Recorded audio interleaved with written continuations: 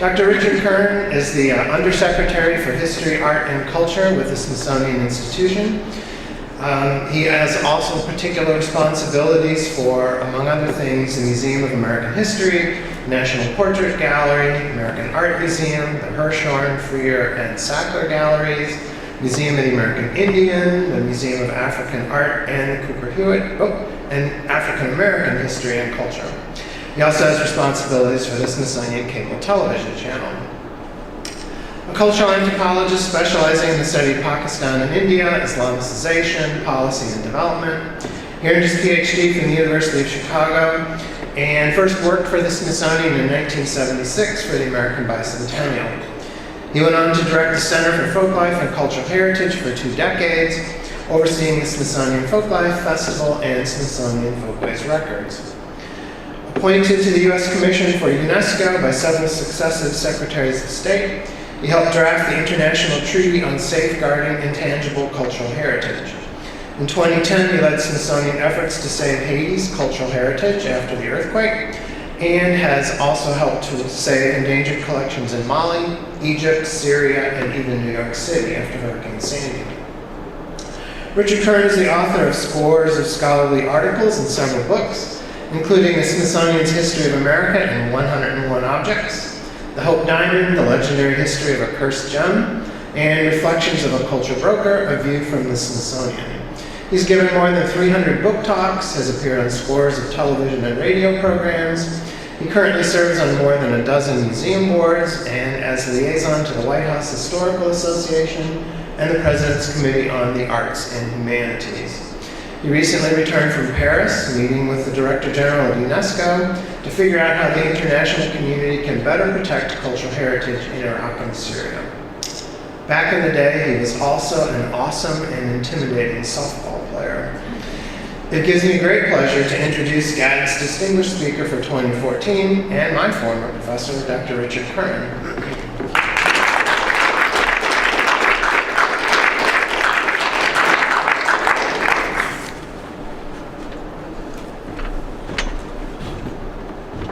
Thank you, Sam, and thank you, Mike, and thank you for a hearty bunch gathering on a cold Friday afternoon in Washington to be here. We are filming, so a lot more folks will be able to see this after the talk, but I'm glad you're here. I just got back from Paris last night, so I'm a little jet lagged, but let me try to convey to you, because this whole idea of producing anthropology, because when I heard about that as the theme of this meeting, I just saw my friend Tony Seeger, who ran Smithsonian Folkways. We worked for many years together, over a decade. And I said, that's what I've done my whole life. I mean, ever since I've been an adult, pretty much, and certainly my career at the Smithsonian. So I want to talk about really producing anthropology. And we all produce anthropology in one way or another. Conrad Kotek told me, like, this is going to be published, and I have to submit an essay. Well, through those textbooks that Conrad did all those years, that I used, many of us used, that was producing anthropology in the minds of our undergraduates who were taking our courses. And we all do it every day in terms of our professional life. I happen to do it in public all the time and on the National Mall of the United States. So I do it for a lot of people. And I do it, I've done it in my career both outside on the mall and in the museums and beyond. I'd say my work is really metacultural. That is the whole idea of figuring out what anthropology is. It's more like, what is culture? And how do you explain that to various folks and enact that in your various products? Now, the Smithsonian, which I call my home, is a complicated organization. It's part government, gets about $850 million from the government. We have to justify why we do anthropology and why we do culture to Congress, among other things. Why do we do astrophysics? Why do we do anything? So you're dealing with governments. Governments are used to laws and regulations and policies. The Smithsonian is also a collection of 19 museums. And so you have collections. We have 138 million things in our collections. And museums are in the business of presenting culture. Governments are in the position of officializing. We're also a research institution. We have about 1,000 scholars and scientists, I'd say about 250 or so in the social sciences and humanities. And so we have disciplines, art, anthropology, history, so on. And so you're dealing with the Smithsonian as kind of research institution where you have people studying culture. And then finally, we're a business. Smithsonian runs about $180 million a year in businesses, Smithsonian Magazine, cable television, and so on. And so, in many cases, we're selling culture. So when you get to those kind of things, when you're in a position at the Smithsonian, you try to balance, how do I deal with the officialization of culture, in some cases cultural regulation, how do I deal with its display, its study, and its commercialization? And all of those come to grips in my work. What I want to talk about is basically 3 chapters, mirroring 3 chapters of my own career, in terms of representing living cultural heritage, dealing with material culture, and then saving endangered cultural heritage. So when you go back and you talk about who first produced anthropology in this country, you know, in the 1840s when the Smithsonian was invented or established, there were no academic departments of anthropology. Anthropology wasn't even used as a word. The Smithsonian started out, its basic formulation, Joseph Henry, prominent scientist, defined the whole notion of doing ethnology. And it was about the 1850s as the Bureau of Ethnology gets developed, it becomes the Bureau of American Ethnology. It does mostly Native American studies, but others. And you know, Joseph Henry and the crew, a fabulous crew, did a lot of field work in the mid to late 19th century, were really having to invent what ethnology was about. Now, they were doing archaeology as well, and they were doing physiognomy, physical anthropology, racial studies. Henry's studies of living cultural heritage, though, were basically born out of the notion of the disappearance of Native people. He was convinced Native people would disappear. And so the whole idea was documentation. Get those stories down. Get those songs down. And with the invention of recording technology, in the late 1870s and through the 80s, Francis Densmore and others recorded all those cylinders. And that made possible at least the documentation of living cultural heritage. But when it came to representing people, it was really these kind of things. And you look at William Henry Holmes, who's a geologist, an archaeologist, and the head of the American Art Museum at the same time, is the guy at the Smithsonian who comes up with the whole notion of the family group that we all saw as those dioramas of living frozen culture in cases. In the late 1870s and 1880s, remember, Native wars with American Indians in the U.S. Army were still going on. The head of the Smithsonian at that time, a guy named Spencer Baird, wanted to bring living Native people to the mall to show that they had knowledge, they had wisdom, they created stuff. And he was totally rebuffed by Congress. Why would we want to have uncivilized people on the mall in the United States at the Smithsonian? That didn't go anywhere until really starting in the 1960s with a guy named Saul Tax, who was conceiving and reconceiving of the Smithsonian as a museum of man, and encouraging living ethnographic studies, film documentation and work. And he had a head of the Smithsonian who was somewhat of a showman, a guy named Dillon Ripley, who wanted to liven up the mall. When he came to the Smithsonian in 1964, he looked at the National Mall of the United States and he said, "Forest lawn on the Potomac. It's dead." Influenced by the civil rights movement, Martin Luther King and the March on Washington occurred the year before. The whole idea of making the mall live, the idea of civil rights in the country, of somehow connecting that democracy of expression, came to the Smithsonian in the person of a guy named Ralph Rensler. And he was hired to kind of liven up the mall. The head of the Smithsonian wasn't quite sure what he wanted. He said, he made a famous statement in 1966, he said, "Take the instruments out of their cases. We have all this stuff in cases. Take the instruments out of their cases and let them sing." And Ralph Rensler, who had worked with Pete Seeger and Alan Lomax and others at the Newport Folk Festival, said, "I got an idea." And they decided to do a folk festival on the mall in 1967. And they took the instruments out of their cases. And they had traditional Cajun musicians and others come down to the mall and basically sing. And this was the whole notion of doing this outside the museum, on the mall. It created a real stir among many people at the Smithsonian, especially the curators. How can you have these people doing stuff? We deal with objects in the museums. And these people want to talk and say why they're playing instruments. But it was very popular with the public. First year got about 450,000 people. It was popular in Congress because it was featuring people back home. And it played into this American insecurity about whether we had a culture or not. And it was largely American at that time. It very quickly expanded beyond that. So think about those old totem poles in the Smithsonian collection, and then now you're inviting Nathan Jackson and other talented totem pole carvers to come carve totem poles on the mall. And the festival got very inventive very quickly in terms of building various sets. We probably won't do this together. There's a barn and there's tobacco growing on the barn. We probably wouldn't grow tobacco. This is next to the Lincoln Memorial.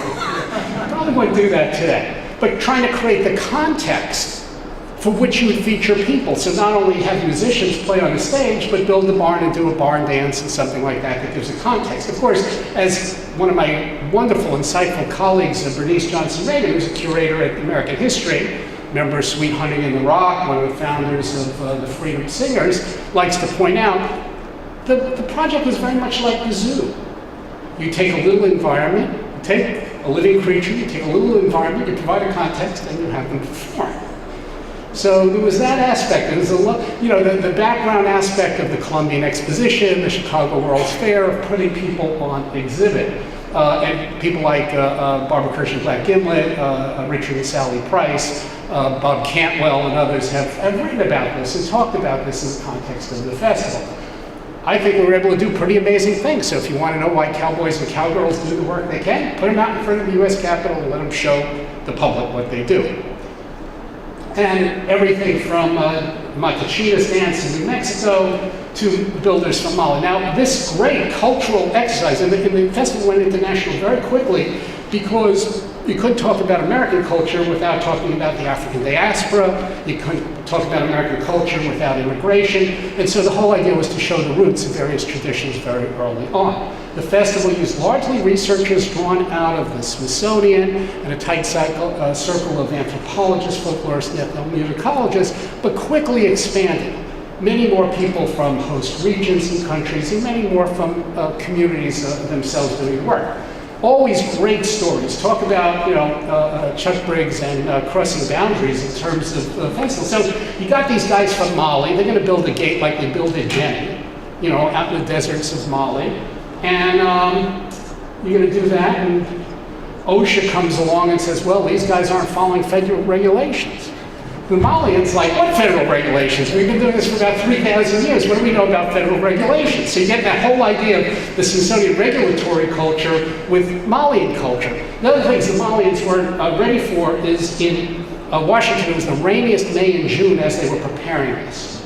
And I remember CBS doing a nightly news program, coming up to them and talking to one of the Masons who knew English. Said, well, how are you dealing with all this rain? I said, well, where I come from, we have 1,000 prayers to make it rain. We don't have one to make it stop. And so you really get a sense of the cultural production that goes into the festival. Similarly, one of the early programs I worked on Festival of India, creating a fair out there, was creating these evil King Ravana from the Ram Leela, and then lighting a fire on the wall. You can imagine what I had to tell the DC Fire Department. They sent 20 fire trucks along the wall, worried that in destroying the evil of this moral tale in India, we'd be destroying the buildings on the mall. So they were a little worried about that. You can imagine the bureaucracy in terms of doing things like that on the most regulated piece of earth on the planet. And of course, we have to fight with the National Park Service over the ability to use this as a people's space in its own right. And the whole idea that somehow culture from back home, grassroots, culture from around the world has a space on the mall. And over my career, we've been engaged in all sorts of battles with the Park Service. Yet we've been able to prevail and done everything from, New Orleans, festivities, to Junkanoo processions, to Vietnamese water festivals, to steel drum bands, and Mexicans illustrating their festive talents, to groups from Oman marching around with swords on the National Mall. Dancers and building longhouses from Borneo, and building a rice paddy. The National Park Service would not let us build a rice paddy into the mall. We had to order the biggest baggie in the world to put that down first before we could do it. And make sure we had to plant the rice and take it out, plant it at 10, take it out at 11, plant it at 1, take it out at 2, and so on. But illustrating the culture of work and the music and the rhythms of work. So illustrating work culture from logging from Alaska to making Scotch whiskey. That was particularly effective with members of Congress. Dealing with muralists along the borderlands and topics of social concern, to dealing with adornment and fashion and understanding different aesthetic styles. Cooking, very popular at the festival, and playing everything from lacrosse. And when we were doing lacrosse, it was the subject of tremendous interest among Mohawk and Seneca with regard to participation in Olympics and possible sports and their international status. So these things become very political very quickly, from lacrosse to polo on the mall. And of course, several programs that we've done on the AIDS quilt and looking at the making of the AIDS quilt, the culture of really what's a collective piece of folk art, the largest piece of folk art in the world. I think the big difference behind the festival has been the idea of people speaking for themselves, of getting a microphone, of being able to provide their interpretation, and having skilled presenters who are interlocutors. Again, anthropologists, folklorists, ethnomusicologists, and others who can bring that out and almost do what would be like a fieldwork interview on the mall in public, so that you can get at what's the motivation, what are the ideas, what are transformations in tradition, what's the creative look like. We deal with a lot of children so they can get exposure to culture and the traditions of other folks, provide ample signage, books, booklets, and so on, and of course want to convince people about culture by serving food and often using pretty down-home cooks rather than caterers and hotels and things like that, so people make some income off of the festival and also educate people through their palate. And of course a lot of sales of craft items and so on. We always get like heavy hitters. It's a young Nancy Pelosi. She looks very well. Actually, Hillary looks very clean right there. But we've had a host of Congress people, presidents of others coming to the festival, blessing what's there. Again, it's a way of getting that official kind of recognition. Now, we often have to balance how we're doing that, and this is where some of the things where scholarship and display of culture edge up against politics, because very often there's reasons why a country or a state want to participate. Scotland wanted to participate because their tourism was down. They wanted to increase their tourism. So they wanted their folks on the mall. If they could have done a trade show, great. We wanted to convince them that their people and their cultural traditions would be better ambassadors than some slick show. Their tourism went up the next year, something like 19%, made them a lot of money. And it helped sell music, it helped encourage people in the community back home. When we had Northern Ireland at the festival, Northern Ireland, the peace between Protestants and Catholics had just been sealed, and the idea was to seal that economically. And so when folks from Northern Ireland were on the wall, we had the leaders of both factions and the US Congress trying to guarantee the peace by economic incentives. When Romania was on the wall, Romania wanted to be on the wall because it was right after Ceausescu. And they wanted legitimation, they wanted to be part of NATO. And so for them, they kind of see it as an investment, and they're looking at that. As anthropologists, as folklorists, as ethnomusicologists, we're trying to concentrate on the content, but often you have these other things that are fueling it that create all sorts of tensions on who should be included, who's not included, what's authentic, what's not. We've had programs with what I call edgy hotspot programs that really address a variety of issues at the time. When we did India, and I was involved in the India program, I collaborated with Rajiv Sethi and a host of folks. Indira Gandhi had delegitimized basically itinerant musicians and craftspeople in India. The patronage system was changing. These people were exiled. Salman Rushdie they were in his book, Midnight's Children. These people were being sterilized, they were being discriminated against in India, and the whole idea is how can we let this slip away, these traditions and people's livelihoods slip away? So organized in India, puppeteers, magicians, and so on to come to the mall, to be at the Smithsonian. We call the exhibit Aditi, we call the outdoor program at the festival the Mela. And basically, people performed, produced. It was amazing. The whole U.S. cabinet came. The Indians got involved. It generated a lot of handicraft sales. So much so Jackie Kennedy came to the exhibit, sat down and ate with folks, showed them such great respect. In the end, Jackie Kennedy and Liz Moynihan, wife of Pat Moynihan, formed a corporation, a foundation, the Golden Eye Foundation, to help support the efforts of craftspeople back home, musicians and performers back home, so they could benefit by their skills, their creativity, and their knowledge. South Africa, right after Mandela was released, the ANC came to us and said, there's going to be a new South Africa. How about South Africa on the mall so we can represent our country anew? Dalai Lama. You have Dalai Lama aging, the Tibetans in the diaspora, what to do. And so many people worried about Chinese occupation of Tibet, the continuity of that tradition of Tibetan Buddhism, and so on. And so we came up with the idea of doing a program on the Tibetan diaspora on the mall. Of course, we had some opposition to that. And we also had a complicated case because at the time, the pandas at the zoo had died. And we needed to replace the pandas. And so literally, the ambassador of China came to my office at the Smithsonian and said, you can pick one, the Dalai Lama or the pandas. And we had to argue about why both were important to have. And in the end, the Dalai Lama spoke on the mall. That day we had about 250,000 people on the mall. Very moving. Tibetans from all over the world came. And of course, this was surrounded by a 2-week program of Tibetan culture on the mall, where people were meeting each other for the first time. In the end, we did get the pandas. And the Dalai Lama left us an amazing gift. And this we see occasionally through, some people say, okay, you're orchestrating this. This is not much different than a display in a case. We say, well, people speak for themselves and they kind of move around, they don't stay where you put them. But people also create as a result of their experience. So this was created by one of the artists' festivals.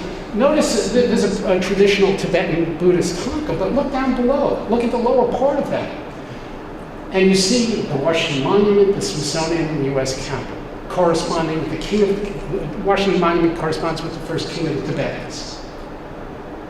And the Dalai Lama representing the people lines up with the Capitol. Buddha representing wisdom and knowledge lines up with the Smithsonian. So the whole idea is people take their experience and craft it in their own aesthetic way. I think it's a wonderful thing. Program in 2002 on the Silk Road. This was very important, coming right after 9/11. Because we were going to feature people coming from these regions, from Afghanistan, from Central Asia, that were very new, totally unknown to most Americans, and in large part looked at as very foreign, very distant, and very evil. And so to bring those on, well, now the whole thing was kicked off by a guy named Yo-Yo Ma, who read a book by Ted Levin, an ethnomusicologist, up at Dartmouth. Ted was connecting the different musical traditions along the Silk Road and the interchange of culture. And Yo-Yo read that, he got very intrigued, said, how about a program on the mall on the Silk Road? We ended up inviting more than 500 musicians from 28 countries and illustrating not only musical traditions and the transformation of music as it goes across the Silk Road. And this was, in the end, attendance was about 1.6 million people over a 2-week period. Quite huge. Talk about making the strange familiar, and even the familiar strange. So how can you have these people who are so strange? It has nothing to do with our culture. And so we purposefully juxtaposed these big sections. That's Registan Square from Samarkand, at least a representation of that, with the dome, juxtaposed right in front of the dome of the U.S. Capitol. And so you kind of have to be,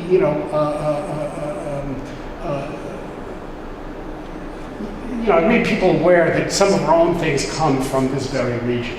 And featuring the Bamyan Buddhas that had just been blown up by the Taliban. and looking at silk and silk weaving and how it goes from culture to culture to culture, looking at transportation along the Silk Road from camels that were trained, by the way, to understand English. They were Texan camels, not Uzbeki camels. Alma Kumubayeva, an anthropologist at Berkeley, had to send tapes to the camels in Texas so they would understand Uzbek, or Kazakh, I think. To a Pakistani truck that Mark Knoyer, an anthropologist at Wisconsin, had arranged to be made and shipped from Pakistan. And again, you got Aga Khan and Colin Powell and Ted Kennedy doing Mongolian throat singing, and Condoleezza Rice was at that time the president's national security advisor. All, again, learning about a region that they're making policy decisions from the people who come from those regions with insight about their culture. And again, with sales, and here's where we had a great case of sales. We wanted, being the idealistic anthropologists we wanted sales of silk. So we sold about $2 million worth of stuff in 2 weeks. This was a lot of money. Henry Glassy, prominent material culture, in the end did the field work on Turkish ceramics, and the whole idea was to get money into the hands of people producing this so their people could make a livelihood back home. And you could open up American markets. At that time, I had a secretary of the Smithsonian who said, why can't we make cheap knockoffs for $19.95 and make the money? Big fight. I'm glad we and the Turks and the other ceramicists won. When Bhutan was transitioning to democracy, they had big debates over the nature of their culture. They wanted to be on the mall, and were. And it was a way of them of coming out in a way, and coming out publicly in terms of their culture, and then trading. So we had Bhutanese cooks who cooked with chili, talking to Texas cooks who were at the festival about how you cook with chili. And we had a program on NASA that year, so we had NASA scientists and astrophysicists on the mall talking about their work and what they do, and their culture, and we had Buddhist astrologers talking, and then we put them together. And to talk about, like, for all of us, what is the significance of all that stuff up there for all our folks down here? Common human question.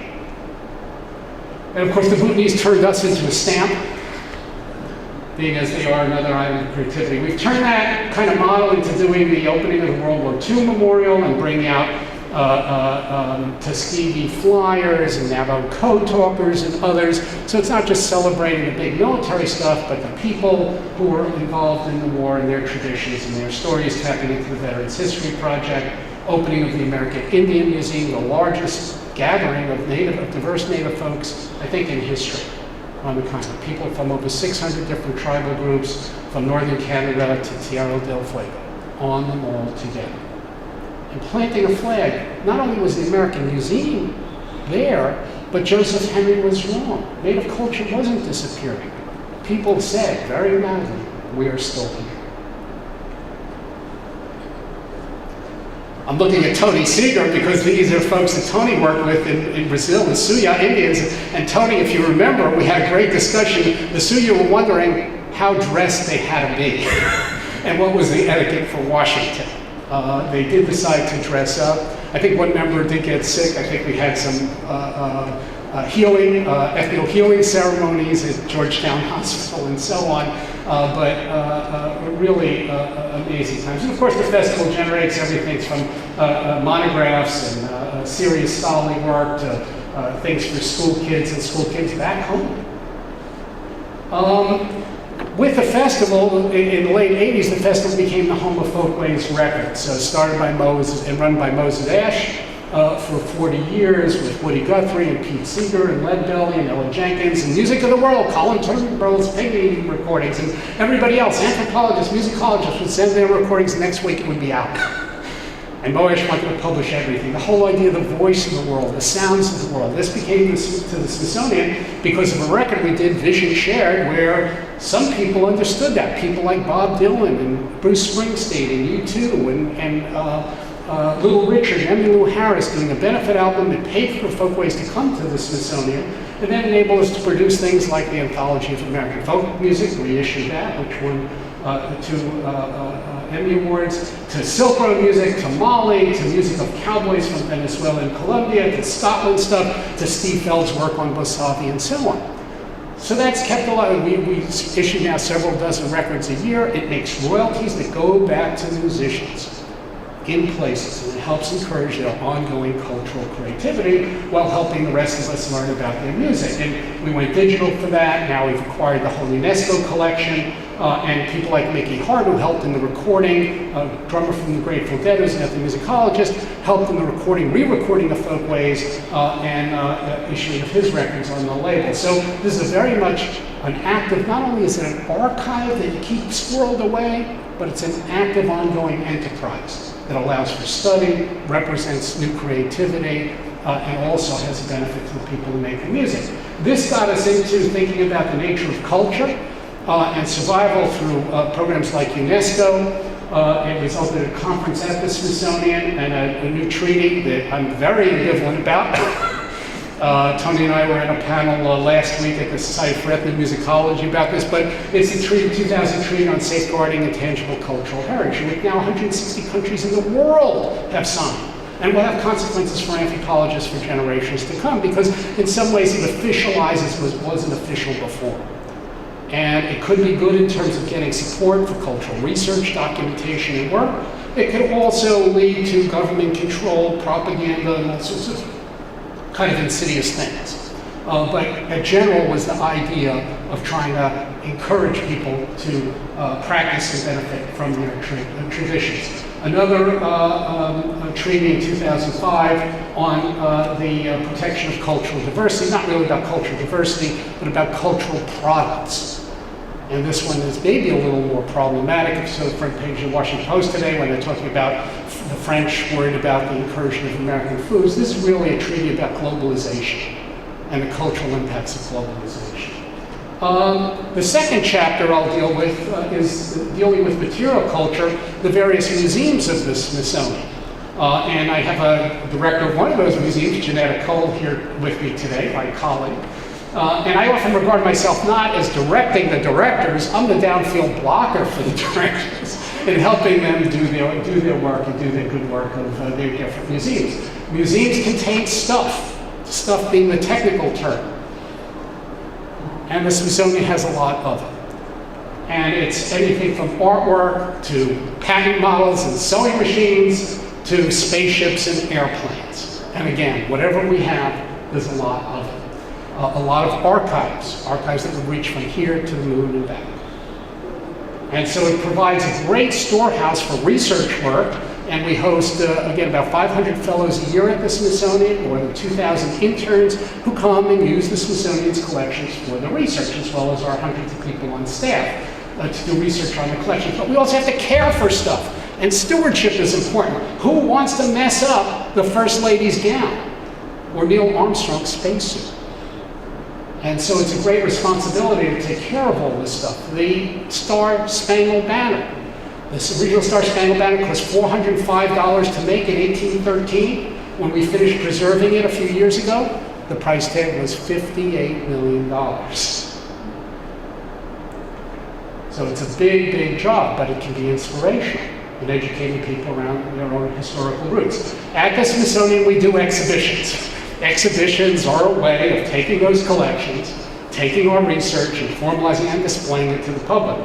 And so whether it's dealing with the Civil War and how art encodes strife, or how inhumanity was expressed, or the deepest parts of our own American history expressed through that, exhibitions on immigration, in case Japanese immigration, internment camps, and so on. How we represent, what's our Facebook look like through our portrait gallery? Who's represented and how? What do we as Americans look like? In Janetta's museum, great curators, small but effective, Chris Kramer and Karen Milborn, doing exhibits like Earth Matters and Cosmos, in terms of how Africans and African artists express knowledge of the Earth, of the environment, and of the cosmos, and how that teach us something. How East and West meet at the Freire and Sackler galleries through representations of America and Asian art and aesthetics. Or how yoga, very popular exhibit we last year, explained, how does yoga go from spiritual practice in ancient Vedic India to health centers in America. How does that cultural transformation actually take place?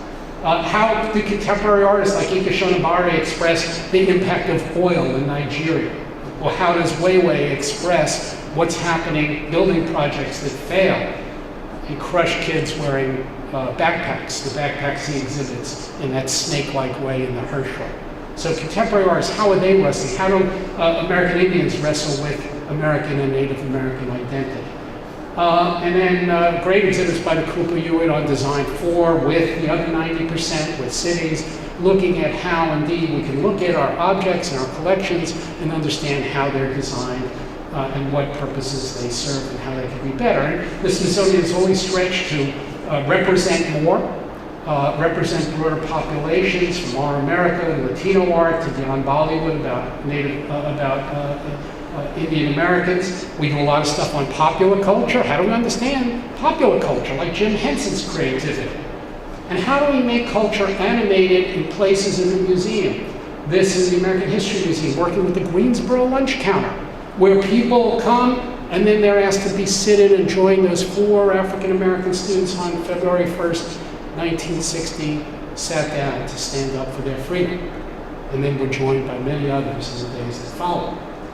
Or how did Pocahontas look that way in her portrait in 1618? How did that get to be?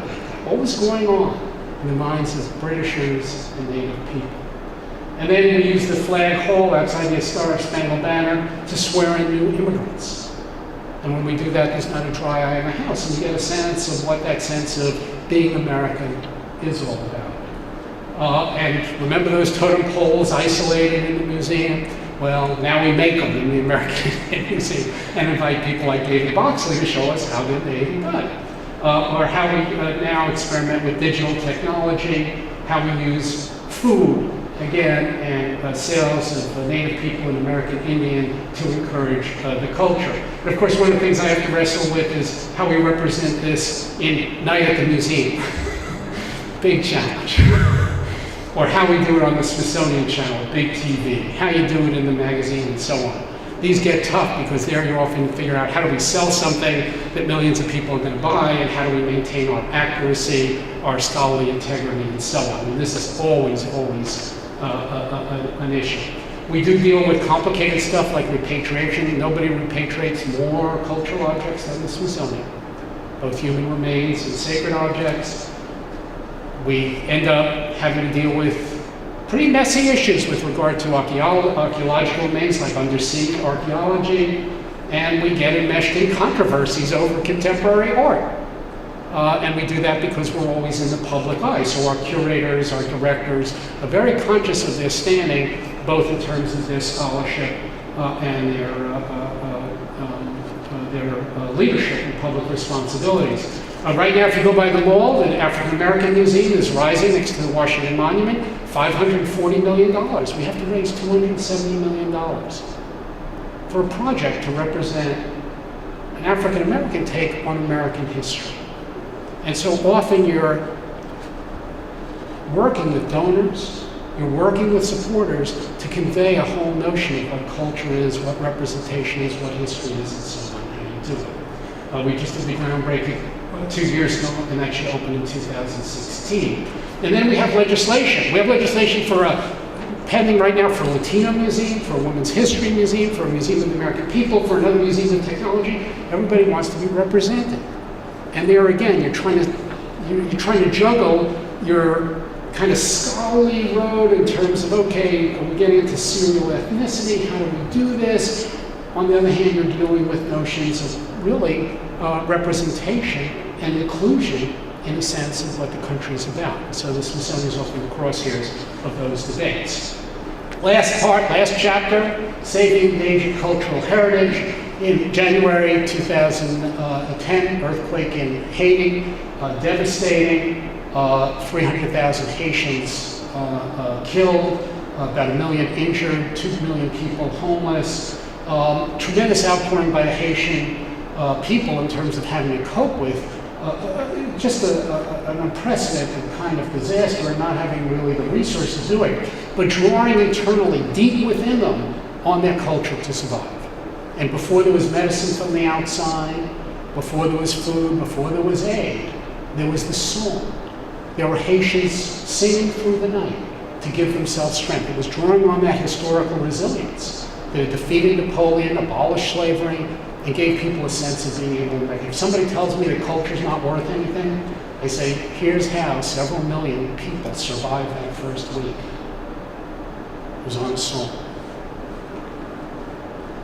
What Haiti looked like after the earthquake, this was a national cathedral, the site of many official and weekly ceremonies. This is what it looked like after.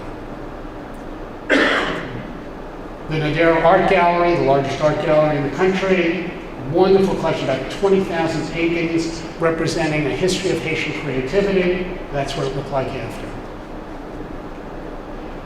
It was Haitians that ran in first to try to rescue their heritage because it was so important to them. And this building was amazing. This was a music school at the Episcopal thing. You see the building about to collapse. You see that carved just to the right of the screen. And yet people are running into a building and it's about to collapse to get instruments because instruments help them sing, help them counter fears at the worst of times.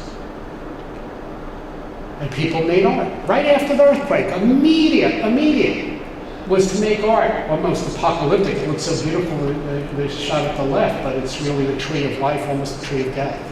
People worried about a tsunami and climbing over their dead ones to survive. And children's art on the right.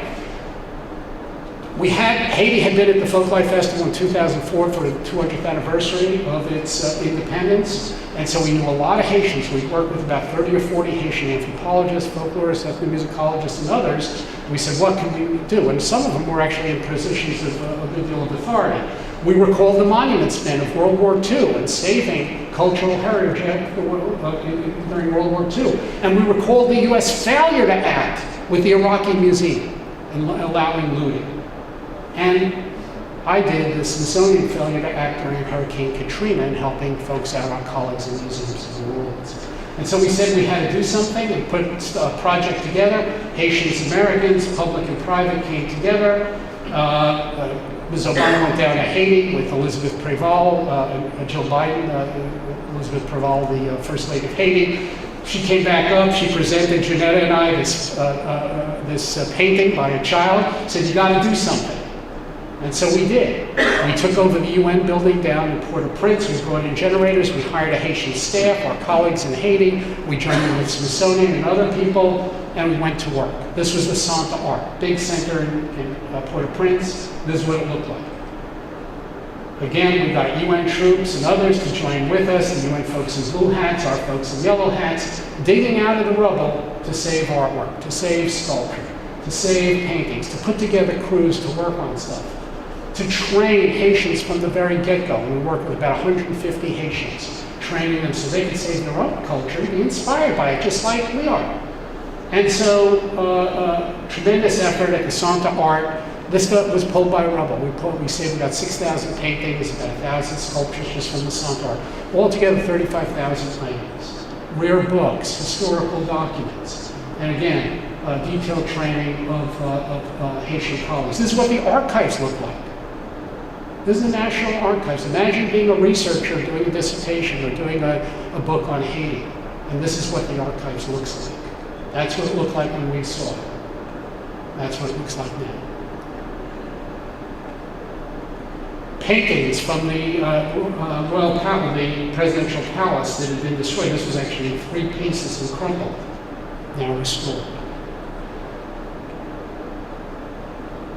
Then we did an exhibit in African art. We did exhibits with the Clinton Library, did exhibits in New York, Smithsonian Magazine. We did a documentary film and looked at the saving of Haitian heritage. We focused those kids who were singing after the earthquake at the Smithsonian and at the Folklife Festival. We sold their products. And our biggest project was this one at the Episcopal Cathedral, 14 murals. Talk about creolization. This was a record, 14 larger than life-size murals of how Christianity had been adapted by Haitians and Haitianized. Of the 14 murals, only parts of 3 survived. And the 3 that survived were crumbled. We put together a project, put up scaffolding, hired curators, trained our Haitian colleagues, and took these off piece by piece. So that those murals are now in 147 pieces, and when that church is rebuilt, will be reinstalled. And that part of Haitian heritage will be preserved. And then look at the plans for the future. Now, several of the Haitian interns are up at Yale. We have a cooperative program with them training. And thanks, remember I talked about that night at the museum, Battle for the Smithsonian? Well, that guy Ben Stiller, who was in that, gave me enough money to build a conservation center in Haiti. So Haitians in the future can be trained and have the facility to save and work on their own culture. It came in handy because the team we created in Haiti was all together when Sandy hit in New York. And all of a sudden our New York colleagues were calling us up saying, hey, can you save stuff here? From Martha Graham's dance costumes to archives and so on. So a lot of that came back. And then, of course, in Mali, working with Samuel Sidibe and others after the looting and burning of manuscripts in Timbuktu, and other endangered, we sent teams to Mali to help. And I just came back last night from Paris meeting with UNESCO because we have it's sad, the only project working in Syria right now. University of Pennsylvania Museum, Smithsonian, a few other partners doing very detailed satellite assessment of Syrian sites. We also provide the U.S. military with no strike zones on where not to bomb. And then there's training of Haitians, of Syrians, so that they can save their own culture. We provide materials, we get it into Syria, we do most of the training on the Turkish side of the border.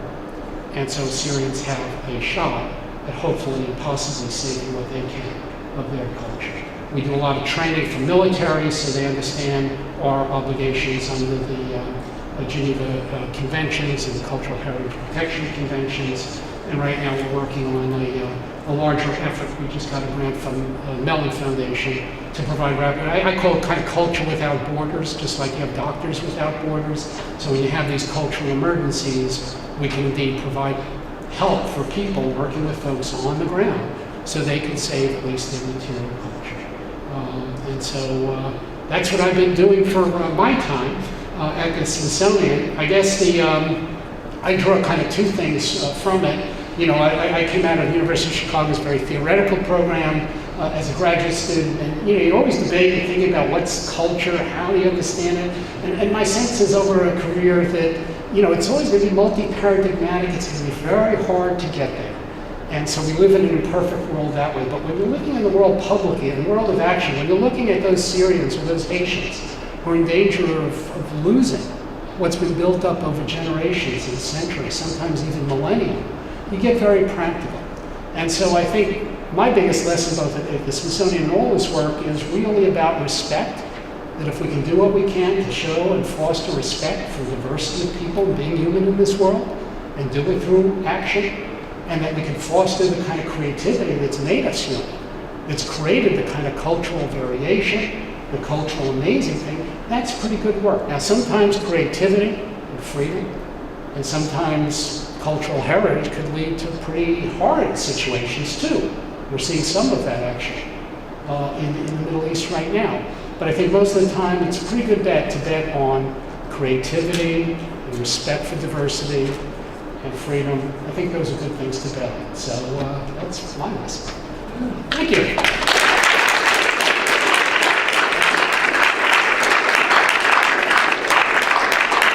I don't know if there's a time for a question or two, or... Sure. Okay. Yes, Sam. Well, first of all, thank you for a wonderful presentation. This is a privilege. And I really appreciate the increasingly collaborative and integrative character of Smithsonian museology, I guess, to put it that way. But I have a question. When you were talking about the Bhutanese cooks, that really struck a chord. One, because you mentioned that there's kind of this exchange between them and folks from Texas about how you cook the chili. Yeah. So I'm wondering if anybody's done any documentation of those kind of cross-cultural exchanges. The reason I ask is I have some friends I've worked with for years in the festivals I put on in Southwest Virginia who are blacksmiths. And they, I think about 9 years ago, were at the Folk, one of their exhibits at the Folk Lake festival, and I don't know the theme, but they were this big exhibit of blacksmiths around the world. And these two unassuming guys from way back in the Blue Ridge Mountains, of all the people there, they kind of bonded with the blacksmith pattern.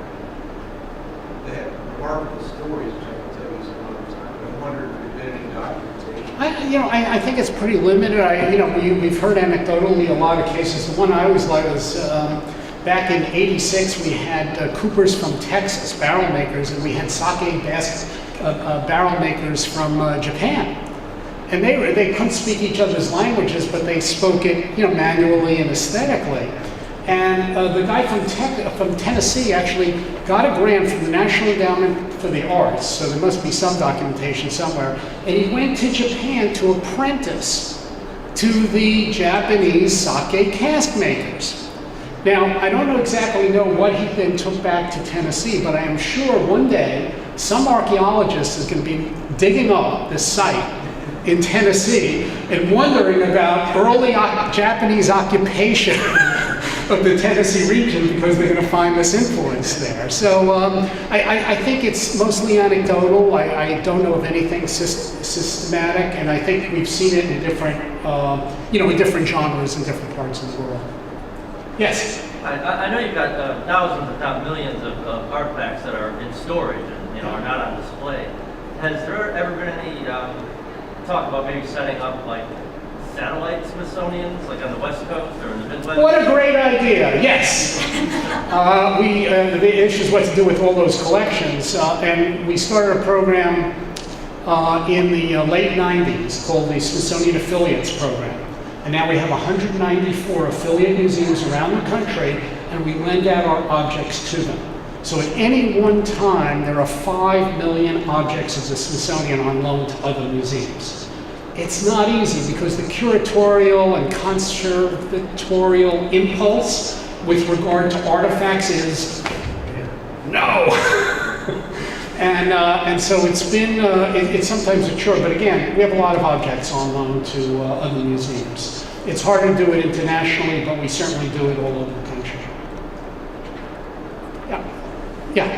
I'm wondering, in terms of as culture, there's more and more culture digitally, what sort of initiatives to preserve culture and what those forms are? Yeah, we're doing the issues digital forms. What we're doing on the presentation, and I showed a quick shot of it, is trying to create, it's that whole notion of giving you a piece of context. Because the issue in the museum, it's no different than it is in ethnography, is you're trying to represent the whole by a piece. And in ethnography, it's words on a page, and you're trying to represent cultural processes and people. We have the same thing in an exhibit. You show a little piece of something, and you want to represent the whole culture. So we're trying to provide more digital context. Those caves, like for the Freer and Sackler Gallery, we've been showing digital caves and showing what a cave would look like before the artwork you see in the museum was looted from it, and to get a sense of what that context was. So we're doing a good bit of it in display. In terms of study and research, where we undertook a big 3D digitization effort, and now we're doing a lot. It just takes a lot of time. We're finding tremendous use for them. The initial use actually has been more in the natural sciences. We had a case where in Chile they were building a highway, and they came across, it was like 60 whales that were beached, like up on the mountains, and they were going to be bulldozed. And it didn't come under, like CRM type of things there. And so we sent our digitization crew down there to digitize these skeletal remains of like 60 whales in situ. And that was invaluable. We're doing a lot with 3D digitization. It just takes a long time to do with historical artifacts and others, but the idea is then to make those available for the research community and for teachers. And with the price of 3D printers, you can be a kid in Rajasthan and say, wow, I'm going to print out the Smithsonian collection. Push a button and you can get stuff from our collection that otherwise you'd have to see in Washington, which I think is pretty good, especially for teachers. What I tell teachers around the country in terms of doing that is when you want to download the space shuttle, the 3D space shuttle to your classroom and print it out, remember to push the reduce button.